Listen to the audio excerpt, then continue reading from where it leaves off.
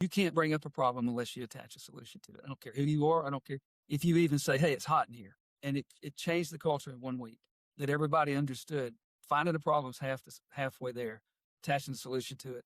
Is you're not finished, but we'll talk now. So I refuse to engage with anybody that was talking about problems. So that's something you can do now. That's tough because if you have culture bandits, people, what did you call them? And so I call them human rights abusers.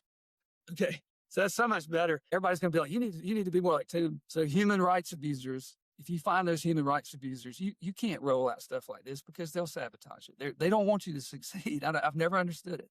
So they're in the culture to keep it in status quo. Change is like taboo for them. So those guys have to go, for sure. But I mean, I think that it's something like that. You call it problem worship because it's somewhat shaming. But be ready, because when you roll this out, you'll mess up, and your own team would be like, Mel, you didn't even bring up a solution yet. I did one more rule that if you're in a meeting for more than 10 minutes and we're not solving problems, you have my permission to leave as the president of the company. Just walk, go back, do your job. And that puts the pressure on the supervisors not to go do the long. I used to go into meetings, Tim, with my personality and tell stories about the weekend. 40 minutes later, we would leave and everybody's like, wow, what a great meeting. And nothing got done. I was the worst. And then I was taught by people like, no, Mel, you have to have an agenda. I was told in a meeting, you either pump them up or tick them off. They didn't use the word tick. That was pump them up or tick them off. You either make them excited or you irritate them. And I'm like, really?